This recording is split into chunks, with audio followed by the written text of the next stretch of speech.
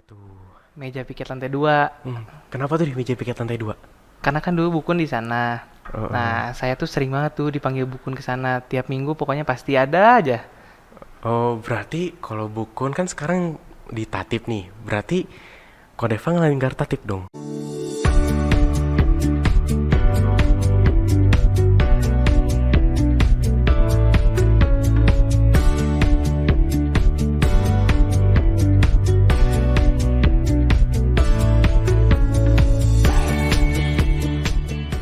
Hai P5 Lovers. Hayo, siapa yang dari kemarin udah gak sabar nungguin tayangan P5 Podcast Inspiration? Nah, seperti biasa nih, kita bakal ngobrol-ngobrol seru barengan bintang tamu yang seru juga buat dibagiin sama kamu nih P5 Lovers. Anyway, bareng aku Samuel Jose di P5 Podcast episode ini. Kita bakal ngobrol seru barengan Koko Devan Aditama. Hai. Oke, Koko Deva ini alumni dari SMP K5 loh, lulusan tahun 2013. Dan Kodeva ini sekarang kesibukannya jadi data support di salah satu perusahaan di bidang distributor farmasi. Oke. Halo Kodeva, gimana kabarnya? Baik dong, baik Oke. banget. Anyway, sebelum kita ngobrol-ngobrol asik nih ya, aku pengen gali memorable thing Kodeva selama di SMP K5 nih. Biasanya pas masa-masa SMP ada nongkrong-nongkrong kan? Ada dong. Nah, spot nongkrong paling terbaik menurut Kodeva di mana? Menurut aku sih kalau spot nongkrong terbaik tuh di depan lapangan, di yang ada tempat duduknya itu. Nah, di sana kan biasanya kita makan siang di sana atau istirahat kedua tuh biasanya nongkrong-nongkrong sana Oh, dekat oke. lapangan kan enak. Sama satu lagi sebenarnya, kalau tempat paling memorable ada Gimana tuh? meja piket lantai 2. Kenapa tuh di meja piket lantai 2? Karena kan dulu Bukun di sana. Oh, Nah, saya tuh sering banget tuh dipanggil Bukun ke sana. Tiap minggu pokoknya pasti ada aja. berarti kalau Bukun kan sekarang di Tatip nih. Berarti Kodeva ngelanggar Tatip dong. Ada lah pasti. Oke. Karena dulu tuh emang aku agak-agak bandel kayaknya. Jadi Bukun tuh sering banget tuh kayak manggil-manggil aku. Boleh tahu nggak dulu wali kelas di SMP K5 siapa aja kok? Kalau aku sih dulu kelas 7 tuh sama Bu Mariska. Kelas 8 tuh aku sempat ganti wali kelas. Jadi waktu Hmm, semester satunya sama Bu Uli, semester 2-nya sama Bu Sri Puji. oke. Nah, kelas 9 tuh aku sama Mem Dewi. Oh, Memi Dewi. Kalau WK yang paling berkesan selama 3 tahun di SMP siapa sih? Kok kata aku Mem Dewi sih, karena Mem Dewi tuh selalu kayak ngasih tahu aku kalau misalnya aku salah. Pokoknya selalu ngasih advice aja. Oh, Bener-bener kayak sering gitu Mem Dewi tuh ngajak ngobrol aku kayak, Deva kamu tuh kayak gini gini gini gini tuh sering banget. berarti memberi motivasi kepada murid juga ya? Iya, Sama kayak sekarang juga Mem Dewi selalu memberi motivasi kepada murid-muridnya. Kalau guru favorit di sekolah siapa? Bukun. Bukun satu. Pak Heri yang sekarang jadi kepala sekolah SMP keempat. Oh iya ya, ingat. Terus Bu Desi, Bu Gina Ya. sama Mem Dewi. Oke. Kalau mata pelajaran paling favorit apa kok sama SMP? Kayaknya mat sih, tapi itu tuh baru jadi favorit mungkin kelas 9. Karena dari sebenarnya ya, aku cerita aja dari kelas 7 tuh sampai kelas 9 tuh sebenarnya kelas 9 awal tuh aku gak suka yang namanya belajar. Bener-bener kayak males aja gitu, kayak gak ada keinginan buat belajar juga. Nah, tapi kenapa aku bisa suka mat? Dulu juga aku bener-bener nggak suka gitu sama mat, karena kan ribet ya, harus ngitung-ngitung. Iya, Belajar lagi kan mat juga menghafal terus menghitung, double betul banget kan betul. tuh. Nah, terus ada satu titik di mana waktu itu kan tryout tuh. Nah, kalau yang nilainya jelek, kita tuh harus ikut kelas tambahan. Iya. Datang ke sekolah jam 6 pagi, pulang lebih sore. Karena itu kelas tambahan. Nah, pokoknya aku tuh pertamanya ikut semua kelas tambahan itu. Nah, Oh, terus waktu itu kan pagi-pagi tuh kita biasa pada main bola ya di bawah. oh iya Nah, aku memang. jadi nggak bisa ikut tuh. Aku kan kesel tuh. Nah, terus aku tuh coba merhatiin pelajaran mat. Waktu itu ngajar Perianto. Kan Perianto juga asik tuh ngajarnya. Jadi aku coba merhatiin nih. Nah, ternyata bisa juga tuh. Ternyata bisa di kelas. Terus ngerjain PR. Dicobain lah tuh. Tryout Iya. soal-soal tryoutnya. Nah, ternyata bisa. Nah, dari sana nilai mat aku tuh nggak merah. Jadi Oh, aku nggak ikut kelas tambahan mat. Tapi yang lain masih ikut. Nah, sering berjalan waktu. Kan aku tahu tuh Jadi kau belajar tuh bener-bener emang bisa gitu. Emang kamu pengen dari bener-bener pertamanya nggak bisa pun kok emang ada niat belajar mah pasti bisa. Nah dari sana aku belajar tuh yang lain. Pokoknya sampai bener-bener aku tuh nggak ada ikut kelas tambahan sama sekali. Jadi Berat. secara overall kok favorit matematika sih. Oke, berarti semenjak nilai naik itu dari kelas tambahan itu berarti ya? Iya, Oke. sama keinginan sendiri juga sih. Oke, siap. Dulu waktu masih sekolah nih kok, di SMP K5 pasti punya bestie kan? Punya dong. Nah, boleh tahu nggak bestie itu siapa aja? Kalau aku sih dulu ada dua sebenarnya yang paling dekat. Ada satu namanya Kevin Octavian sama Michael Giovanni. Apa sih yang bikin kok Devan sampai dekat sama teman-teman ini sampai bisa jadi sahabat gitu? Kita tuh dulu tuh sering futsal bareng. Nah itu sih gara-gara futsal, terus kita lanjut ke main game bareng dulu. Ya kayak gitu sih. Oh, Futsal sih sebenarnya. Kita hobinya sama-sama futsal, jadi makin lama makin deket. oke. Nih, kok Kak Devan kan udah ngelewatin masa remaja di SMP kan?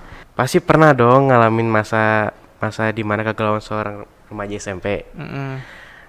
Misalnya kayak tiba-tiba malas buat belajar, ya aku juga sih pernah kayak gitu, malas buat belajar, terus udah semangat banget belajar, tiba-tiba hasilnya tuh kurang puas. Mm-mm. Nah, kok Deva gimana? Sebenarnya kalau aku sih ya, aku tuh dulu tuh kelas 7 kelas 8 tuh bisa dibilang anak yang nilainya tuh bener-bener gak memuaskan. Bener-bener pokoknya jelek. Ngambil rapot tuh harus sama orang tua. Oh, panggilan ya dari orang tua Iya, ya? panggil orang tua, nggak bisa gitu ngambil sendiri.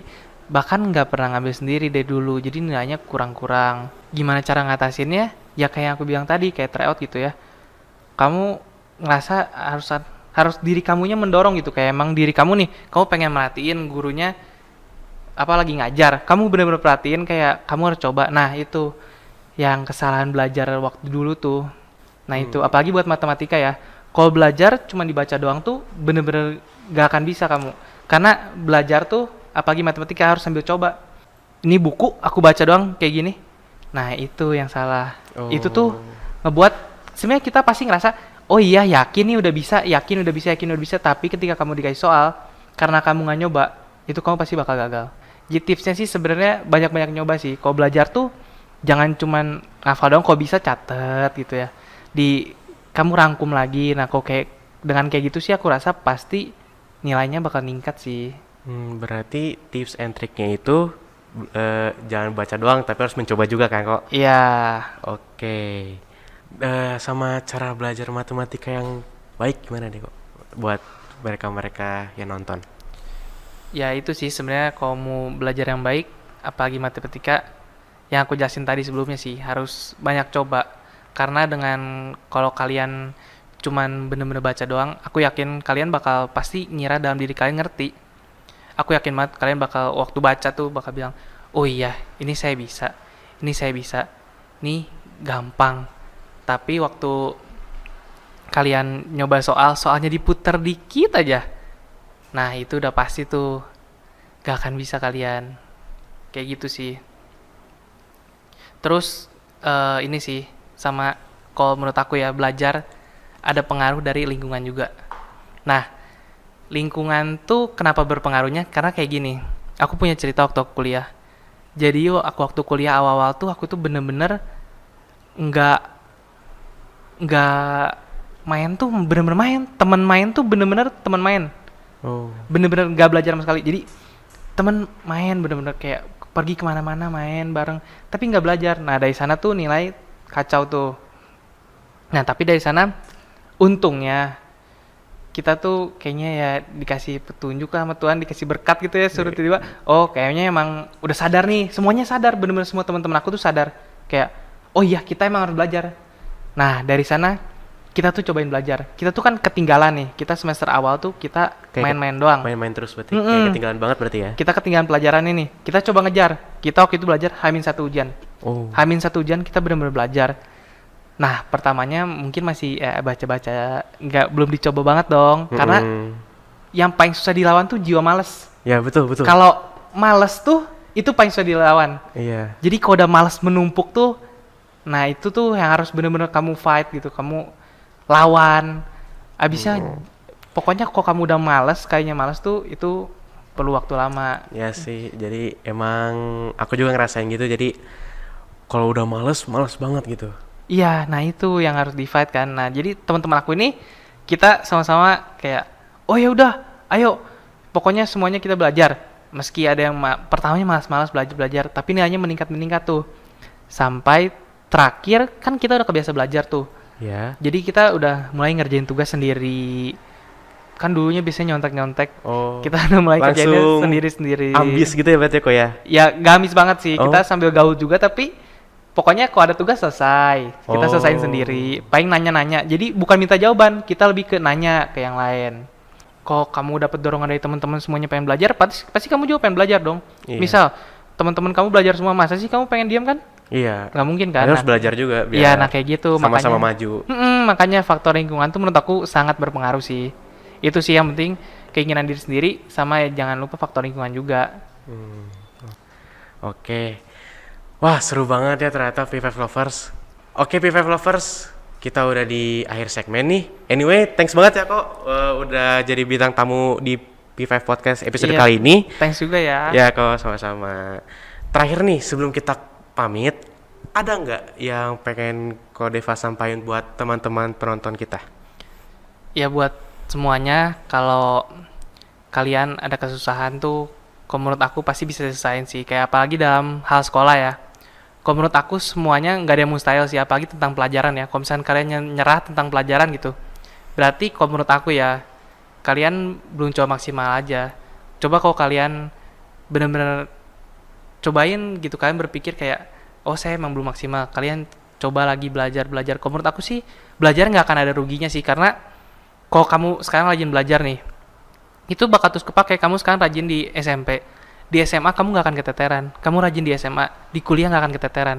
Kamu di kuliah rajin, nanti kamu udah bakal dapat kerja yang bagus. Kayak gitu sih, semuanya tuh berentet.